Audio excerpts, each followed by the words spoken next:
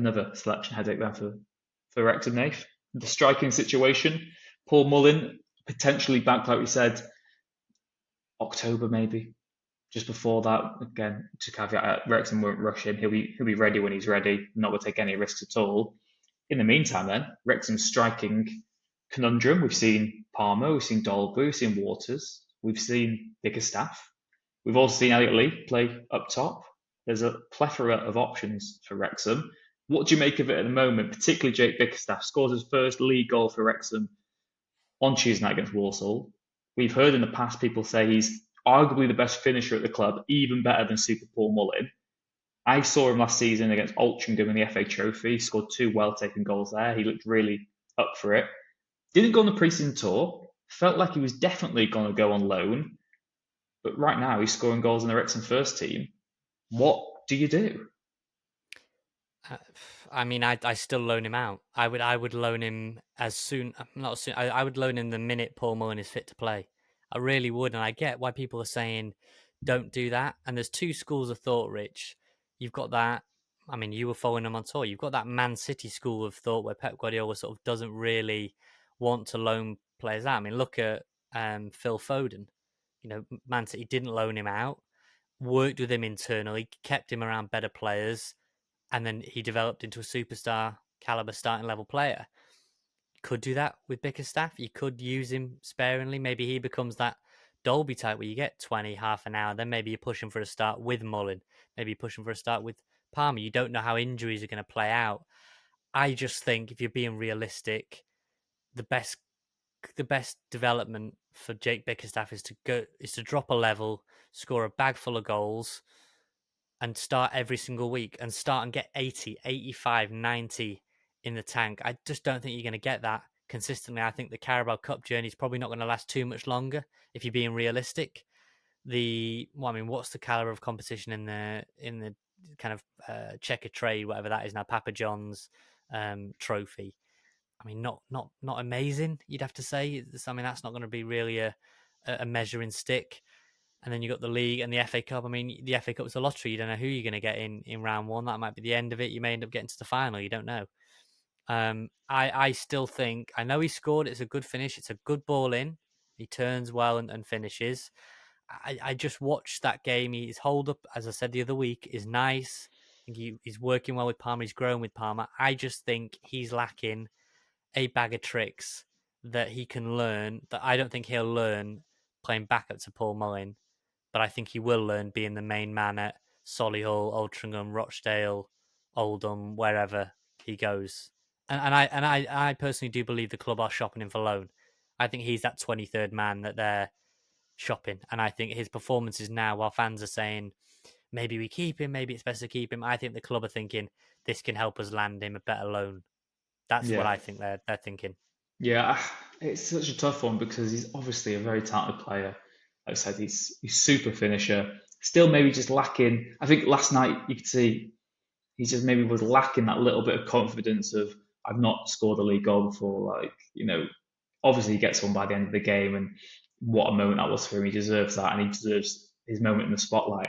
But like you said, I think he's at such a crucial age now where he's stuck around. He's been here before. He's had loan moves before as well. I think at this age, he just needs to be playing every single week, getting a chance. Like I said, get some more goals, learning how to adapt his style of play against people who are playing for their mortgages. People who are veterans of the game, who are intelligent, who know all the dirty tricks. Put them up against Boreham Wood or something. Do you know what I mean? Give him those footballing educations that, like you said, I just don't think he'll get at Wrexham.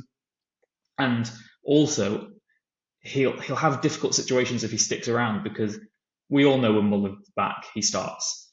And that means that Bickerstaff is only, similar to Dalby last season actually, Bickerstaff's only opportunities then will either be in games that are won, where Wrexham are 2 or 3 up and he's coming on, whatever he does is inconsequential, he's playing against defences who are already demoralised, anything he does has a caveat next to it. Or he's coming on in games where Wrexham are in desperate need of a goal and the expectations are going to be super high and it's going to be even more pressure on him to actually deliver. So I just don't think that sticking around for him will be for his best benefit, and maybe not for the club's best benefit as well. It is a tricky one. If if Mullin was, only injured to the end of this month, then I think Bickerstaff might have already gone out on loan. To be honest, I think they would have been like, we can get there to the end, and then we see.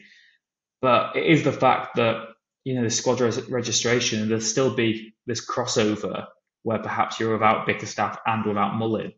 And do you just want that insurance policy? Do you want that extra man? I Like mean, you said, it's difficult for the makeup of the squad altogether, but he's obviously a talented player. But for me, I think in an ideal world, he goes out on loan.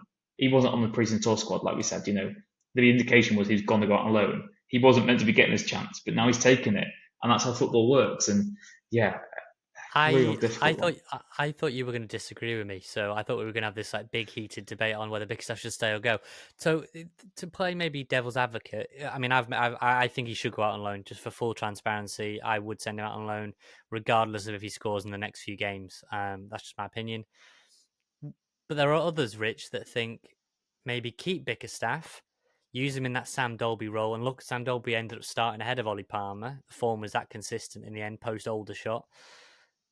Do you loan out Sam Dolby? Do you loan out a Billy Waters? Do you move on from one of them two? Now, I'm not writing them off. I'm saying that, look, if you really want to keep Bickerstaff, somebody has to go there. Somebody, I get you want a lot of strikers, but there's going to be very, very few minutes to go around when Mullin comes back. Yeah. You Well, I don't know how injuries are going to suppose, play out. yeah, I suppose if you You know, did your sort of striker power rankings even now, Mullen's top. I know he's not right. available, but he's still top. Then for me, it goes Palmer, I, Dolby, and then it's Bickerstaff and Waters. And for me, it is Bickerstaff who's fourth at the moment and Waters is fifth. I think Waters was really lively and, could have got a goal against Walsall. It was just that he's lacking confidence and he's lacking that sort of match sharpness. Mullin scores those chances. I think he gets against Walsall. Billy Waters doesn't. And again, Billy Waters, what does he need right now? To sign a player so late into last season and get rid of him already seems harsh on everyone Very, involved. yeah. He's on a very long-term contract at the club, so quite difficult maybe to move on anyway. He's been sold this dream of his involvement going forward. I know for his own sake, you might say, well, just leave. Go somewhere else where you got to play football and be appreciated properly. But he could also be like, well, no, I've got a contract here. You can't just force me out. And It's Rich. It's more of a system thing, though. You know what I mean? Like maybe that first game is sticking out, and we shouldn't be writing off Billy Waters after one game. He could have scored last night. We'd have said, "What a brilliant game!" You know, yeah, what a brilliant goal. Sorry, a little cameo he'd have had there. It's just, I did think that little and large partnership, maybe him and Palmer or him and Dolby, would have borne more fruit. You know, but I don't think these long balls that we still try and contend with these long I diagonals. think that brings us full They're circle, mate, basically to they're say not that working for him. when he's on the pitch, you've got to adapt to the way he plays. I know it's easy to say, well, he's a Wrexham player, he should learn to play the way we play. But you've got a team doing something different to his playing style, and there's an element that we bought him last season because we want someone we could future proof and have going through the leagues. But there's also an element of, well, he was available, wasn't he? And we have to do what we could do to get him in and have that insurance policy to ensure we did get promoted. Like I said, he didn't get a sniff really in last season. He got the game against Torquay. Hardly saw him in pre-season. And I suppose the worry for Wrexham is, yes, you got Waters who, he could still be a brilliant player for us. But it's the fact that we've started the season now, we've still got that question mark. And that even with Mullin injured, Waters isn't getting his chance properly Hmm. or isn't getting that. Uh, So I mean, look, you're looking at it like this as well. I mean, I don't know if this has already been out there or people know this. Maybe they do, maybe they don't. You know, Wrexham were strongly interested, and we're looking at making a move for Bolton's Dion Charles.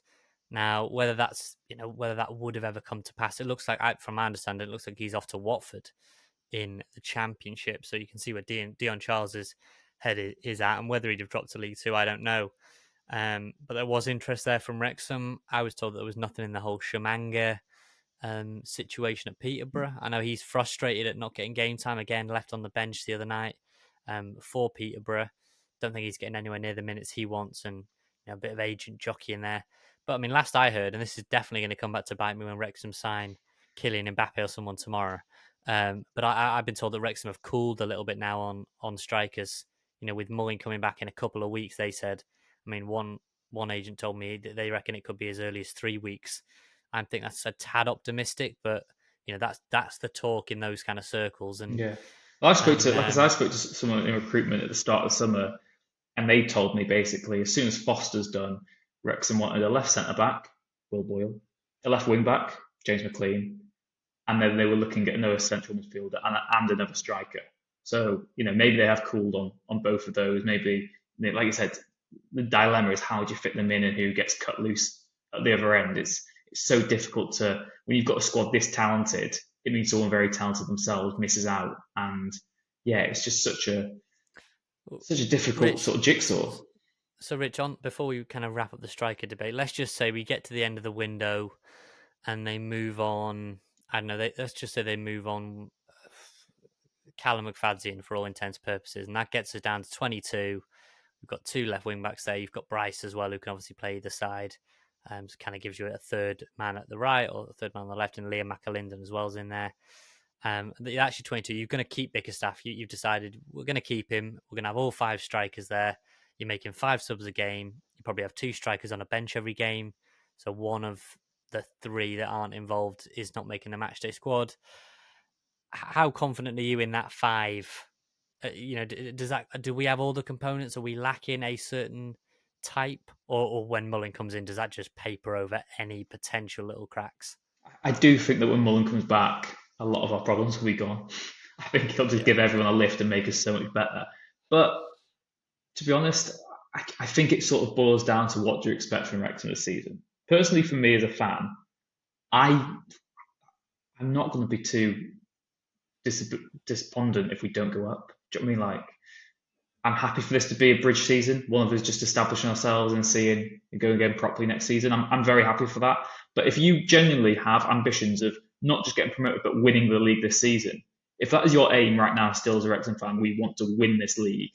I think you need another League One or Championship caliber striker in there. yeah. Well, I was going to say we've both predicted them to go up automatically, so let's not change our predictions yet. I was thinking before, what we'll do is when we get to that midway point in the season, maybe we'll go back to our predictions pre-season, or maybe give ourselves a chance if we want to shuffle them around, and then we'll see where we are. So we've got the pre-season one. Go and check them out if you haven't already on YouTube, Rob Ryan Red on YouTube, or let us know your predictions. Rob Ryan Red on Instagram, Twitter, Rob Ryan Red Pod on TikTok, lots of different things.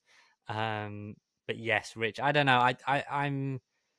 I was convinced that they were going to go and get another striker. I know there've been bids on the table. I don't know whether one of those bids was for Dion Charles. I can't say for sure. I just know there was interest there. Um, we'll see. I mean, we're going to get to a point where maybe our pod will be out around deadline day, on deadline day. I don't know what it'll be. I need to look at the calendar, but there's got to be at least one signing coming in between now. Surely, I can't see them Well, sticking was solely it with the last group we've week that got. Parky was saying there were bids on the table for a couple of players? That was pre Yeah, Wimbledon. So yeah, yeah. wait and see. And knowing our luck, there'll be a signing made before this is even aired. So great. Look forward to another emergency pod by the end of the week.